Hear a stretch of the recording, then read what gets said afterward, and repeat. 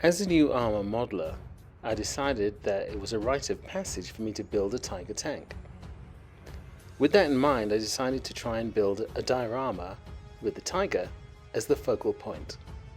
For this, I picked a conflict that happened towards the end of World War II, the Siege of Budapest. My first step was to construct the base. I was mostly using pink insulation foam. I started out with the German headquarters using a set from a company called Diorama Plus. It consisted of just 2 walls, so as a shell I had to build everything inside. So I built the floor and then the walls out of foam board. Then for the floorboards I actually used bamboo stir sticks and just painted them in shades of black, red, and then dusted them with a light shade of white.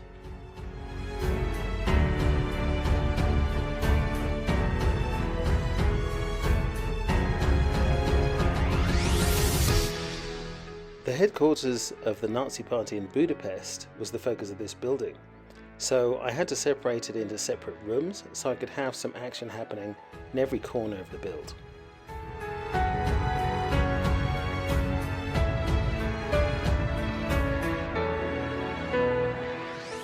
Here you can see my start point for the base of the diorama, and to make the cobblestones I took a pencil, took the eraser off the end and used it to imprint. This is how it looked before I started on the weathering, and this is after. I used a leaf punch and used real leaves to make these. I also wanted to have a crane just to brighten up the dockside, but couldn't find one, so I built one again out of bamboo sticks and plastic card and spares from an old tank.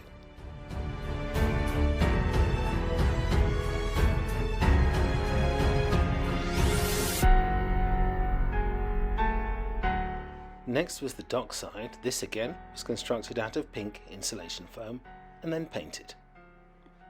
I then decided to put some debris in the water, and then I did some work on the rowing boat.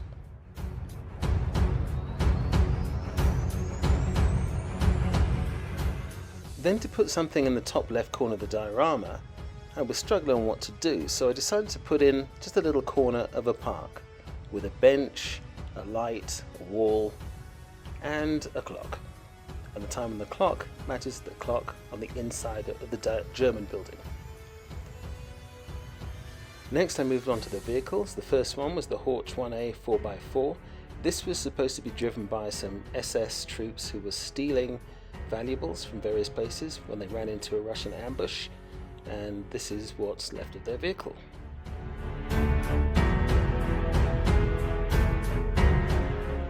I used a small drill to make bullet holes in the hood.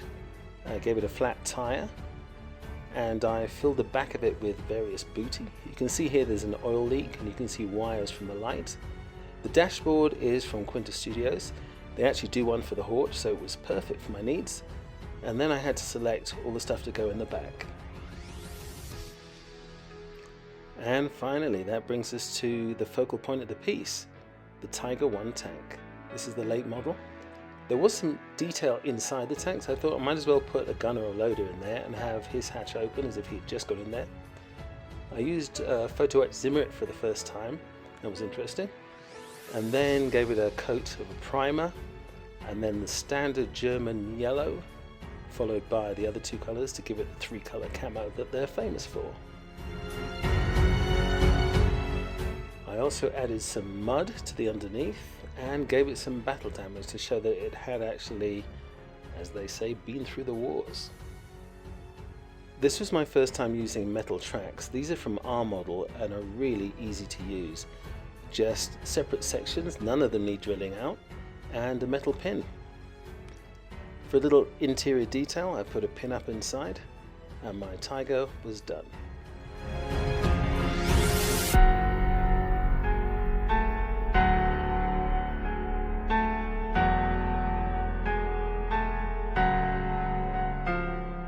All I had left to do now was to paint all the figures, the Russians and the Germans, and then pour in the resin for the dockyard scene and it was going to be completed. Did a few final touches, posters here and there, but in the next video you'll see the whole story unfold.